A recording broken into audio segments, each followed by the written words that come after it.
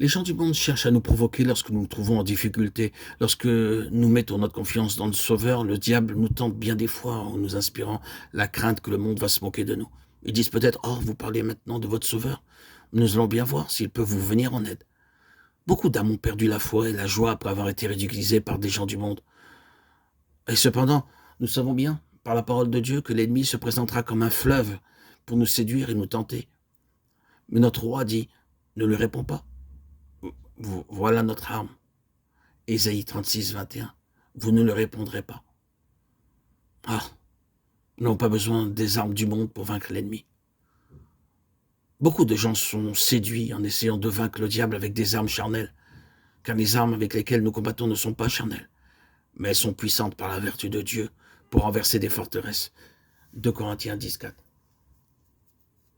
Au lieu d'utiliser des armes charnelles, attendons-nous au Seigneur et recevons de lui la réponse.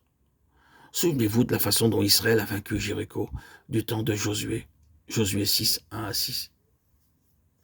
Les murailles de Jéricho étaient hautes et fortes, et ils eurent peur en les voyant, car l'ennemi était bien trop fort pour eux, en armes et en puissance militaire.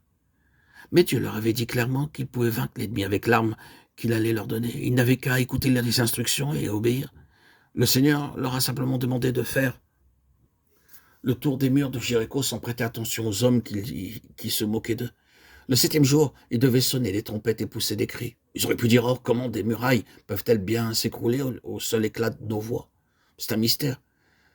Mais en obéissant simplement au Seigneur, les murs s'écroulèrent.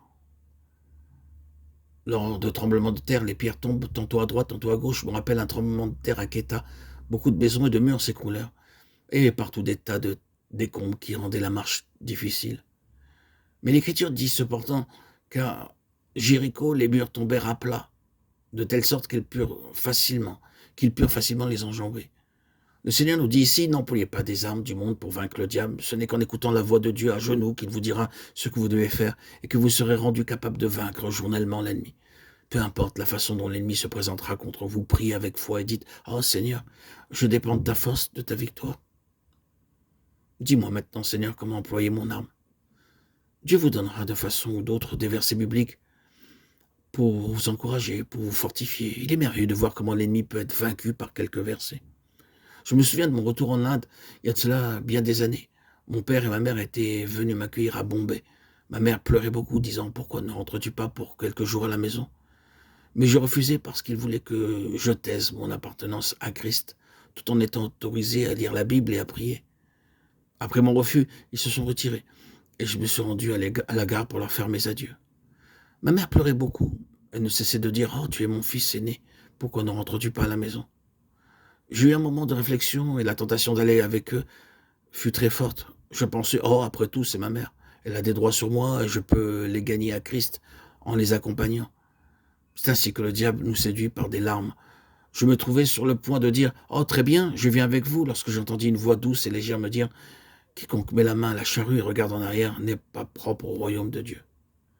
Et ce verset m'a sauvé de ce qui était une grande tentation. Je dis alors encore à ma mère: «Je regrette, mais je ne peux pas venir. Je dois donner la première place au Seigneur Jésus-Christ. Il est mon Créateur et mon Sauveur.» Plus tard, le Seigneur s'est mis à œuvrer dans toute ma famille à cause de mon obéissance. Vous remarquerez qu'en passant par des tentations sérieuses, le Seigneur parle tantôt par un petit verset qui vous revient à la mémoire, tantôt au cours de votre lecture biblique. Prenez garde, le diable peut vous séduire en vous amenant à employer des armes terrestres. Maintenez votre paix, car seule la paix peut vaincre le diable. Ici se termine le témoignage de frère Baxing. Le Dieu de paix écrasera bientôt Satan sous vos pieds. Romains 16, 20. Frères et sœurs en Christ, bien-aimés, chers amis, nous recevons la paix intérieure en entendant la voix de Dieu et nous pouvons vaincre l'ennemi lorsqu'il nous assaille comme un fleuve, un lion rugissant ou un ange de lumière. Que le témoignage de frère Baxing ici, que son expérience vécue puisse être pour nous un enseignement,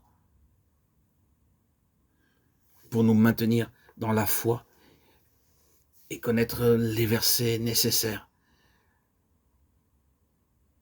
pour affronter ce monstre cruel et sans pitié qu'est le diable.